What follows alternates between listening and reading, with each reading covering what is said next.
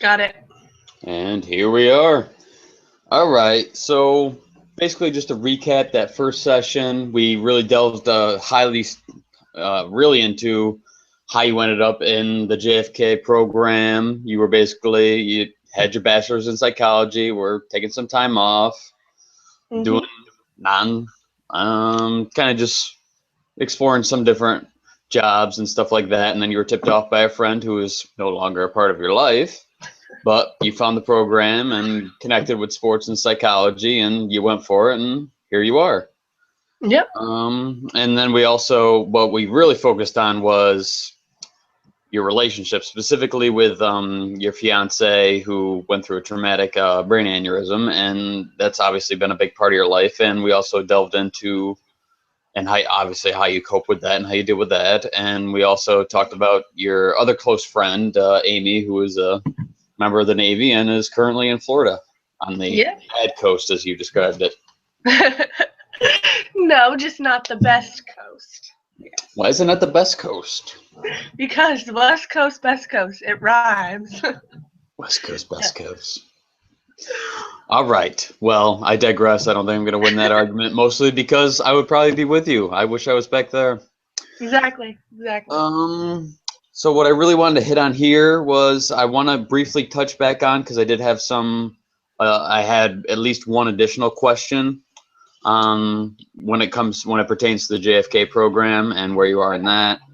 that. But mostly I really want to focus on your sporting background, which we did talk about a little bit. You have experience in softball as well as karate, and I wanted to discuss that a little bit further, and then Okay. really hone in on what you see as your qualities of strength, which I think we did briefly touch on at least one that I recalled when reviewing the session, and that was more of a future-based focus, Mm-hmm. as well as areas you would like to improve on, which is definitely something I would like to touch on probably towards the end of our session. Okay. Sound good? Yep. Sounds good. All right. So when I was looking over my notes, what I noticed was we figured out and I noted down how you managed to get in the JFK program and how you heard about it and what was behind the decision, what was the motivation for applying. But Mm-hmm. what I had a question was what's next, because as we discussed before, you're very future oriented and obviously a driven person and self Mm-hmm. improvement, and that fits along perfectly with the program. But I was kind of interested in what you see pertaining to the future and what you will do with the education you gather from JFK. That's actually a very good question. I don't have a game plan yet. Uh, so I mean, yeah, I like the like future oriented. Yeah, I like to have like a rough outline, but right now, like the plan only went as far as graduating, so I don't really have like a solid game plan after that. But it would be great to be picked up by a school or a university. Like that's the dream job. But I mean, I have also like played around with like starting my own business like after like here in the Sacramento area or like I mean, I wouldn't be opposed to like moving. I just don't have any I don't know where that would be Hmm. yet. So yeah, my future plans aren't really as solid as they should be, but I mean, I'm not opposed to winging it, as long as like answers come soon, you know.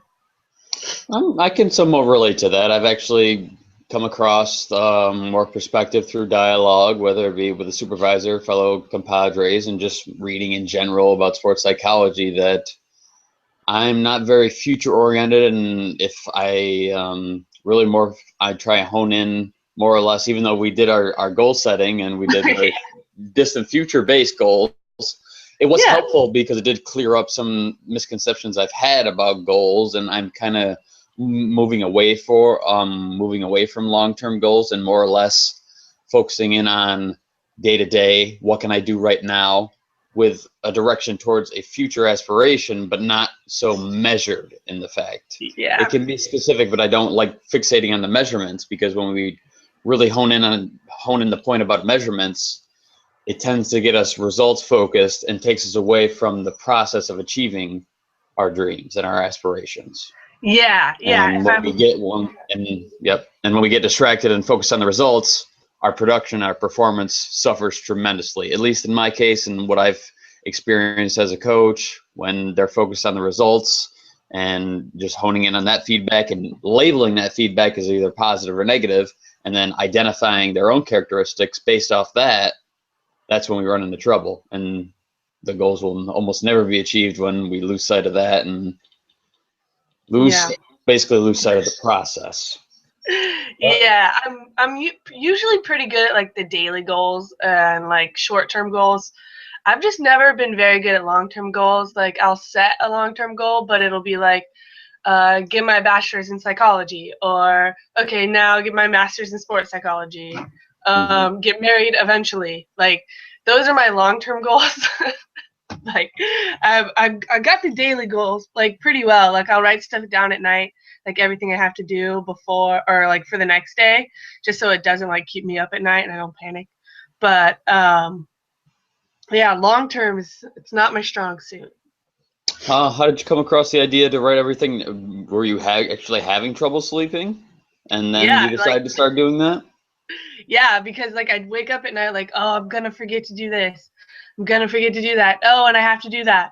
And so like I just started keeping paper like by my bed and like I just wrote it down. I was like, look, now it'll be there when I wake up and I won't forget. And it saved me so much like anxiety. Not that I get anxiety, it's more like worry. So much Mm-hmm. worry. Yeah. No, I'm glad you came across that tactic to do it, and honestly, I do the same thing now, and it has to become part of your just daily routine, and Hmm. it's very releasing. Oh yeah. Oh yeah. It works for the best. And then you can see like what you didn't get done. I was like, oh, I knew there was one more thing because I've got it written by the bed, but I don't forget to like take it with me. So it just stays there. And then I'll read it like before I leave. But then like there's always one thing that I forget to do. And it's just so annoying. Now, is this more just task oriented, like things you would like to accomplish throughout the day? Do you actually reflect on whether, or not, do you judge whether or not this went really well today? Oh, this was surprising. I didn't even expect this to happen. This was nice. Or is it just more focused on what was accomplished and not evaluating what actually occurred?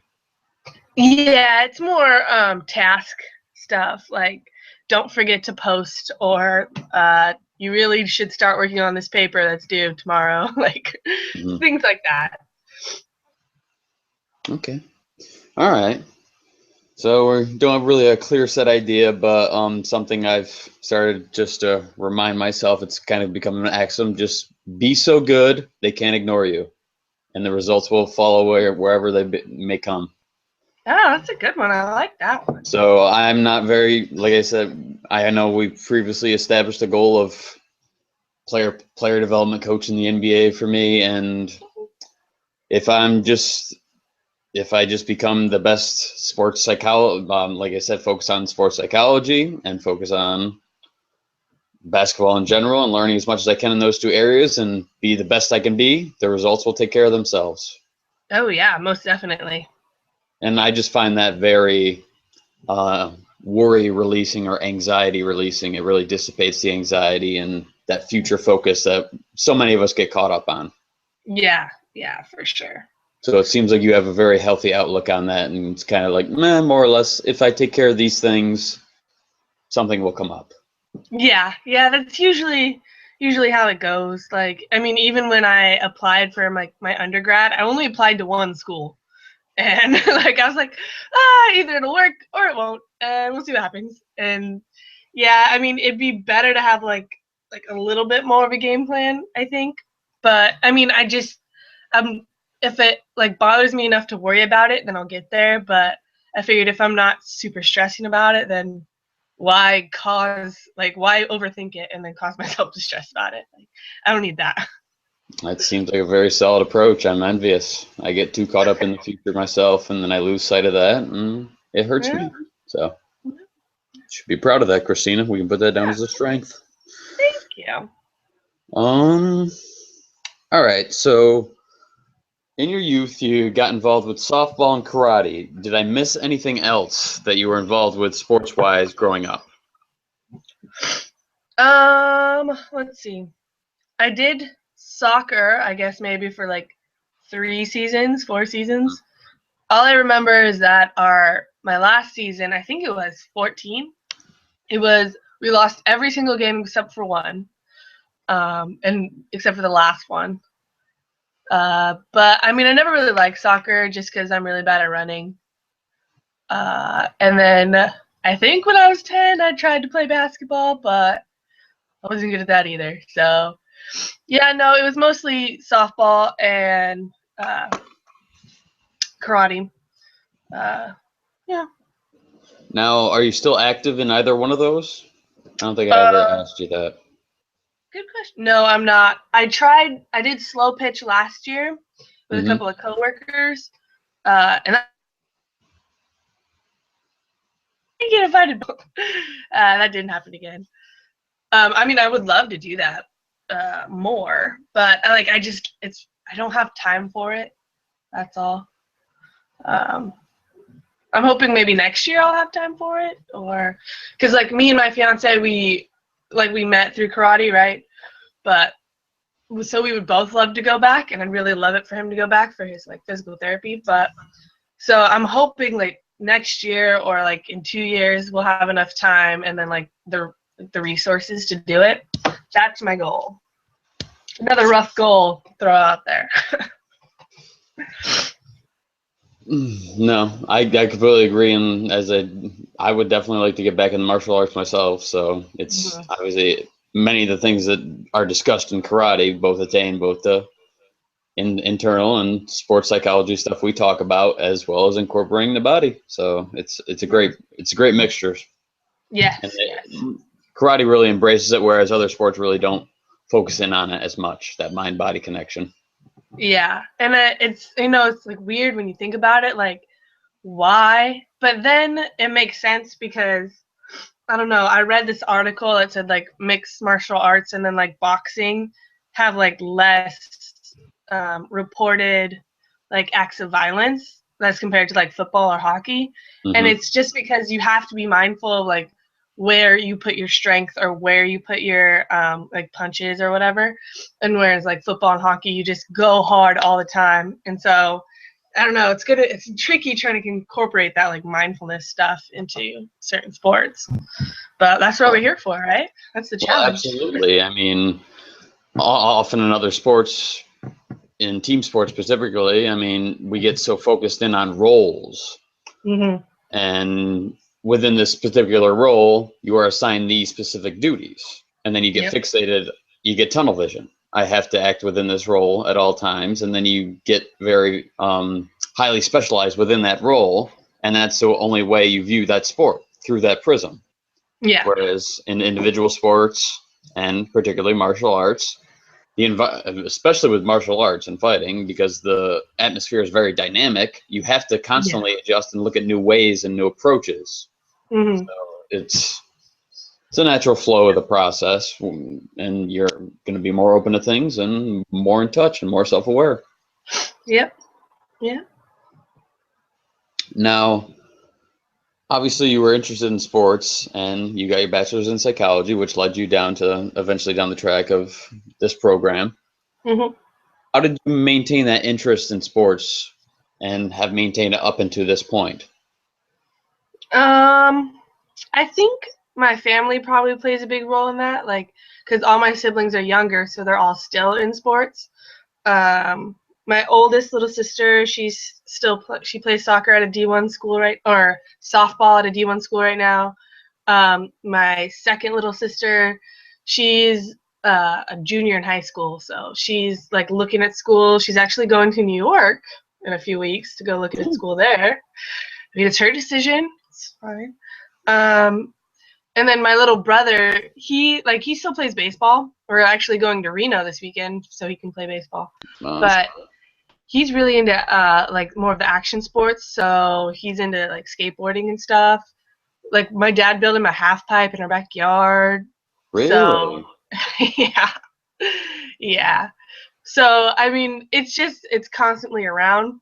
So, and I don't know, I like watching games on Sundays and going to the ball field and like I mean, I'm not very good at watching like ESPN or like all of the stats or whatever. Like stats kind of bores me. Like I understand it, but it bores me. I mean, I like the culture. Just I mean, even on like I could sit and watch a practice. Like it's like there's so many interesting things that happen. So I mean, I would put most of the reason why I stayed interested in sport on my family, and then like 25% is just purely my own interest. Yeah. Okay, and when you say the culture and that you could enjoy just watching a practice, and it seems like you more or less don't like the external factors around the sports. It's more or less observing and watching the sport in and of itself. Mhm. What aspects are appealing about that, Um, as opposed to regular normal day activity or life, or perhaps like your job in retail? What oh, differs? Is um, what? I, I think it's like watching people like learn. I enjoy that. Like watching people master a skill. And mostly like the team cohesiveness. Like that's something that's I really like watch. I guess if I was gonna like quantify it, it'd be mostly team cohesiveness. I like to see people work together. Like I don't know, it might be because at my retail job, like it's supposed to be a team atmosphere, but you get the wrong people in there and like it's every man for himself. So I enjoy that. And then like what happens to a team when that breaks down and like people don't trust each other anymore and like why and like just diving in to all that stuff. It's just fascinating, I think, personally. okay, well, Christina, I think could certainly help your future focus. You sparked right up as soon as you talked about the cohesiveness, and you said it right out loud that that's what fascinates you is how teams deal with adversity, and then how they push through that, and that's what really fascinates you.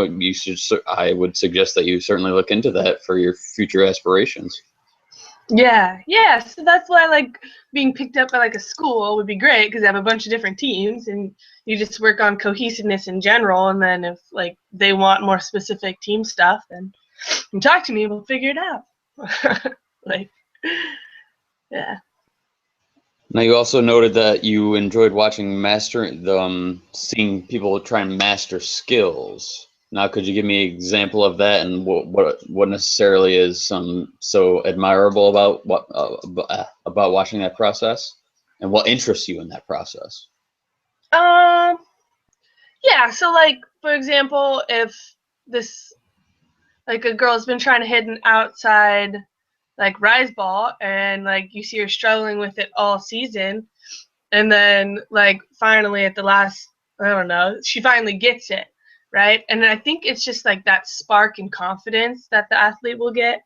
um I don't know, I just think it's a great process like to reward somebody for working hard on something that they're passionate about.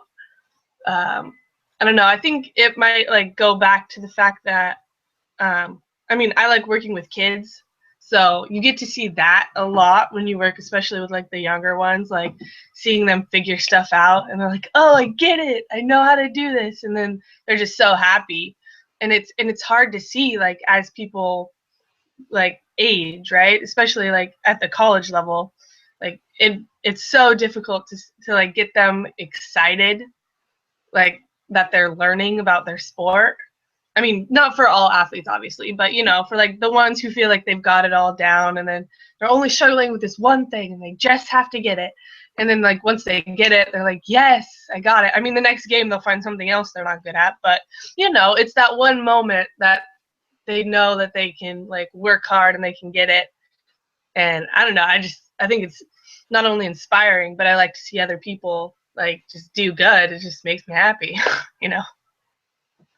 I can completely relate. I mean, everything you're talking about is what we discussed. I mean, right off the offset about being process oriented and working through things on the day-to-day grind, and then finally poof, oh look, I got the results I was looking for. That's where the Mhm. satisfaction comes from. And I get that in coaching myself. I don't know where else you attain that. I'm sure you get it by watching your brothers and sisters and fellow athletes and Mhm. seeing them work through things. And then all of a sudden when they finally get it and they have that smile on their face and that aha, it's very rewarding, especially if you're involved in that process and helping guide them and work through all that adversity, which is Yeah. we'll do in mental skills consulting or as I will do in coaching. Yeah. For sure. All right, so I think we outlined some strengths. If someone were to ask you your strengths, and these could be characteristics, what would you tell them, or how would somebody else describe your strengths? If I were to ask, say, Sarah, what would she say Kristina's strengths are? Um, should probably say I'm a very patient person. Um, go with the flow. Yeah, I'm not afraid to wing it. Uh, let's see, strengths. Um, let's see. Oh, this is hard. I've never actually tried to do this before. Huh. Let's see.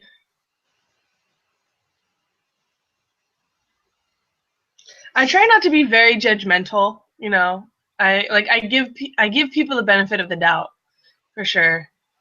Um, let's see. I'm very loyal.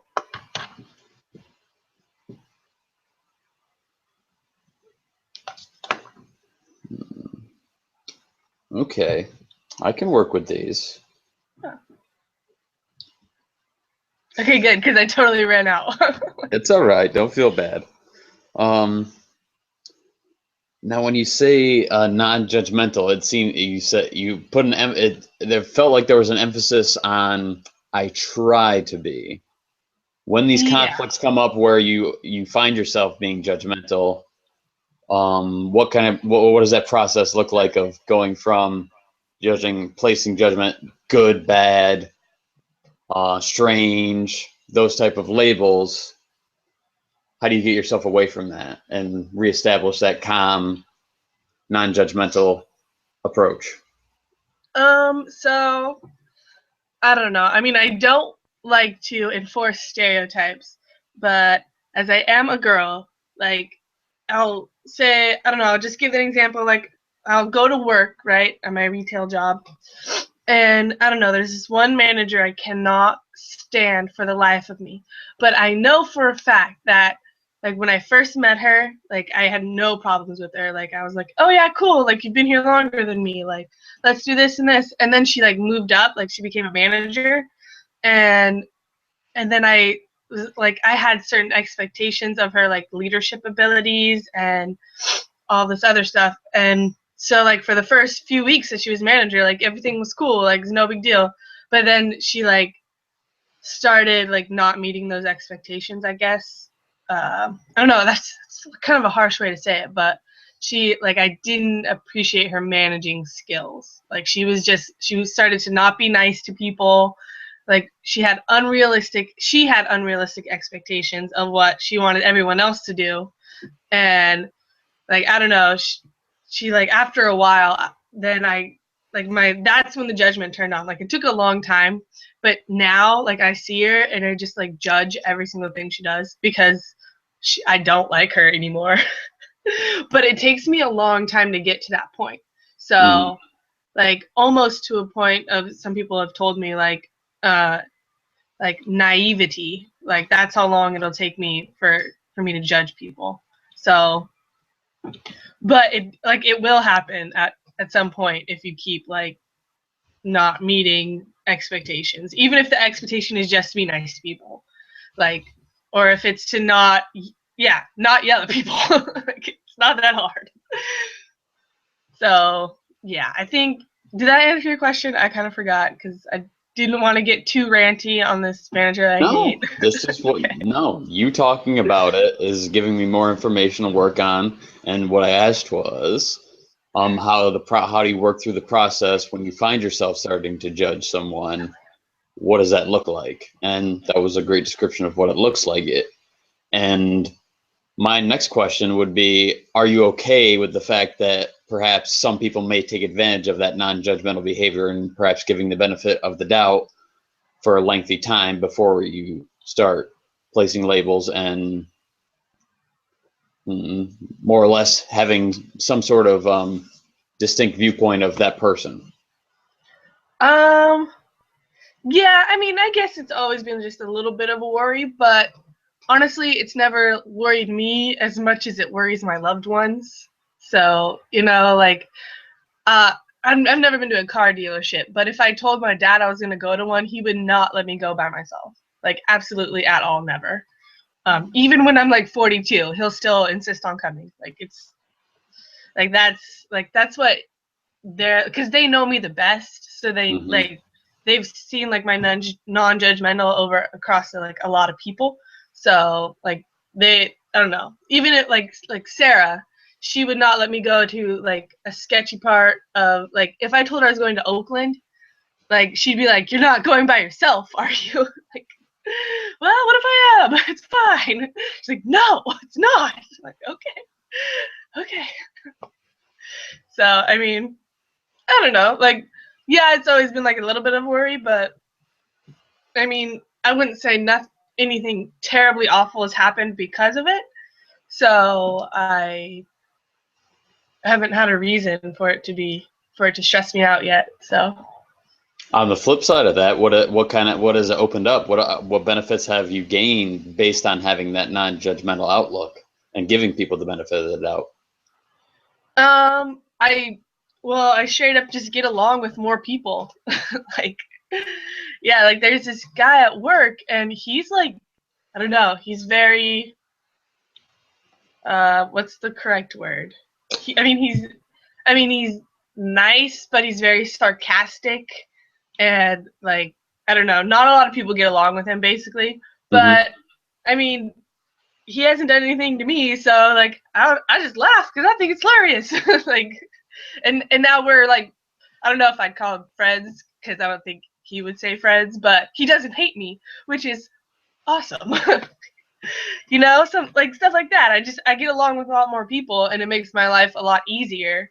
I mean, even if my viewpoint is wrong, so like if I'd call us friends and he'd be like, "No, I just don't hate her," like, that's fine with me. Like, for me, I have a new friend. Like, it's cool.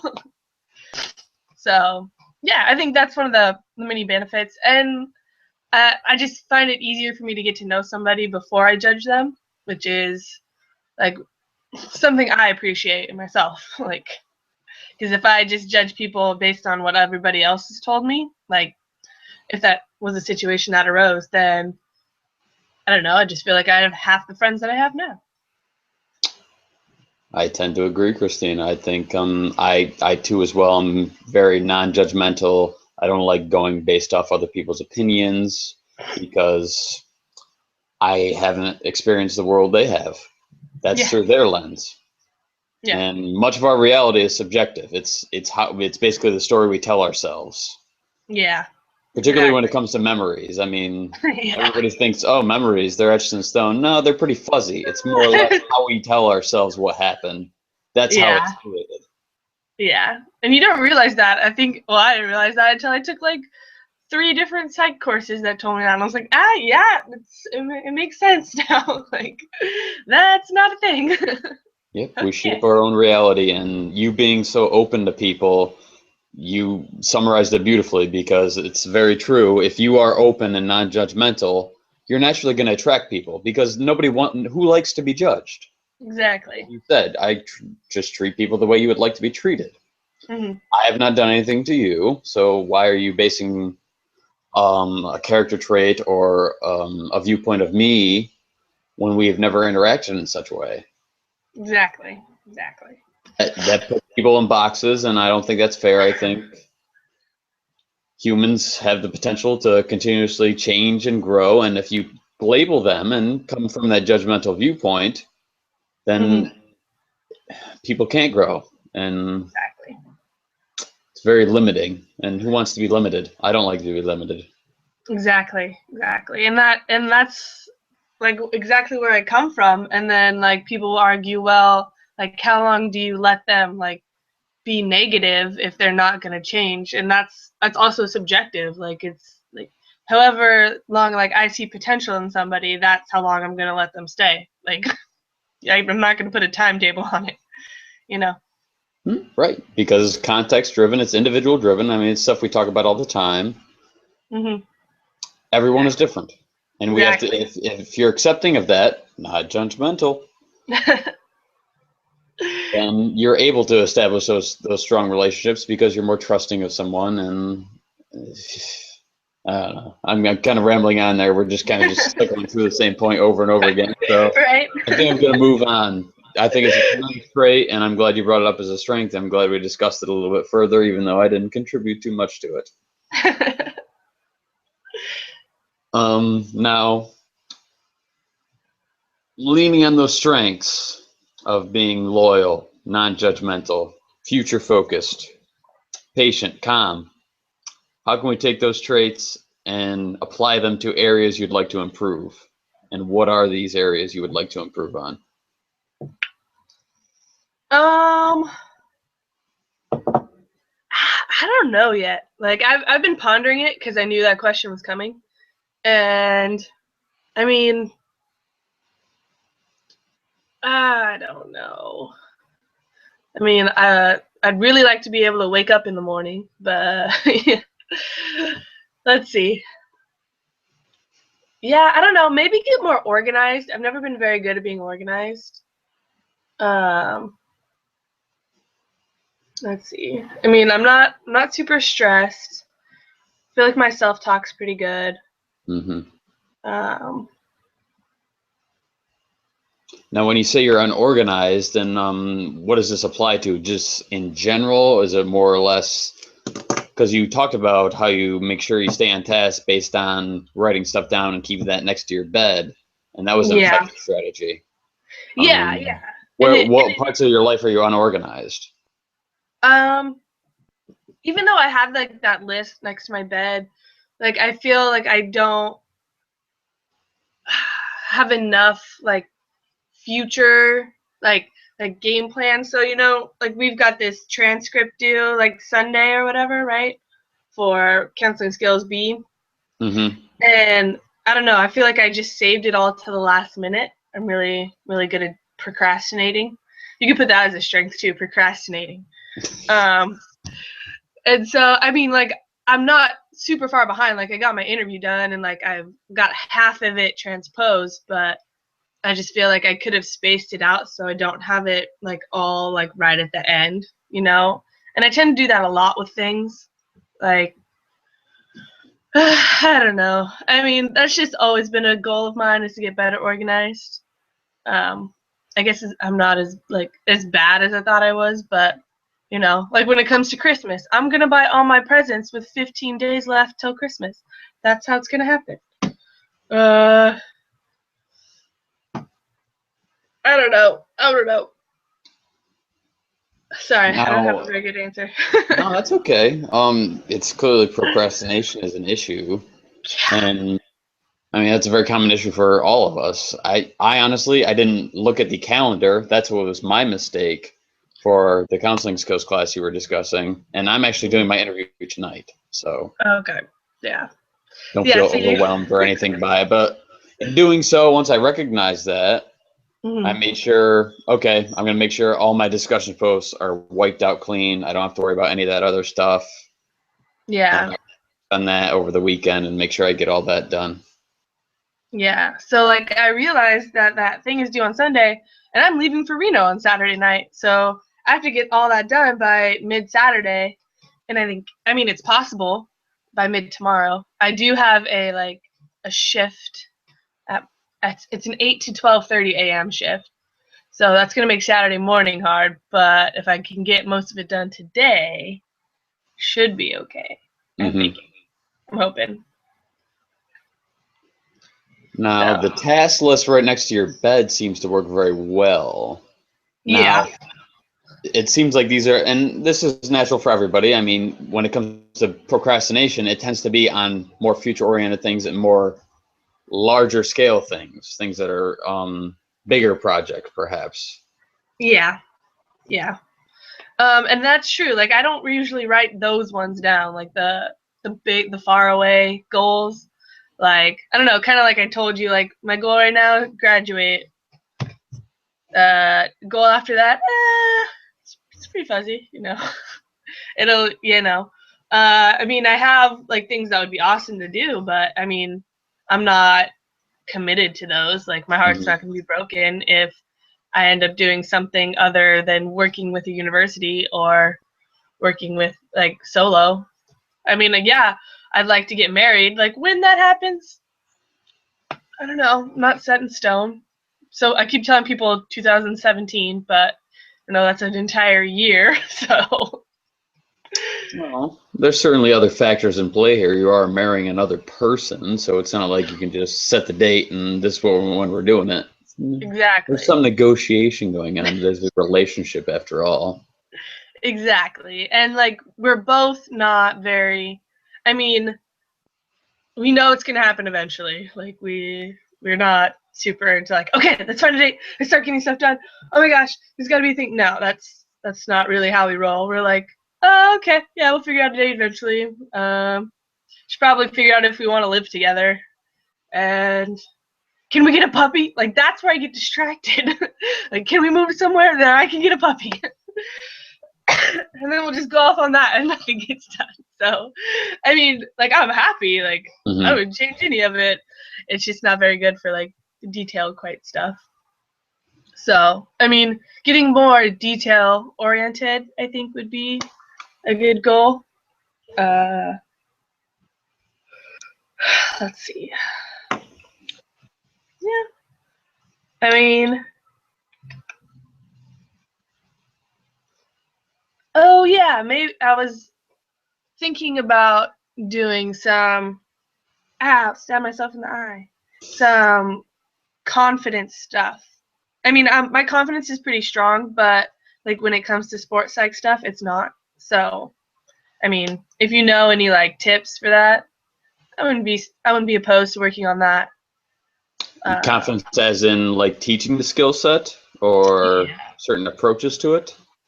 Yeah, like teaching, like all the stuff we're learning to athletes. I mean, that's something like I wrote down to improve on for my last internship, and it's something my instructor or my supervisor put down, and that's even something one of the athletes wrote in like the exit surveys, like just be more confident in the stuff you're doing. I'm like, oh, I didn't know anybody else could tell. Dang it. So I mean, some stuff with that would be nice. I'm thinking. So in teaching the material, you're lacking in confidence. Yeah, yeah. I mean, and I think my confidence is okay with everything else. I mean, my job, I'm confident in what I know how to do. I'm not very confident with working with people. Like, you know those scary customers that come in and then they're just mad at life and then they turn their madness on you and you're just like, it wasn't me, it's not my fault. I'm sorry.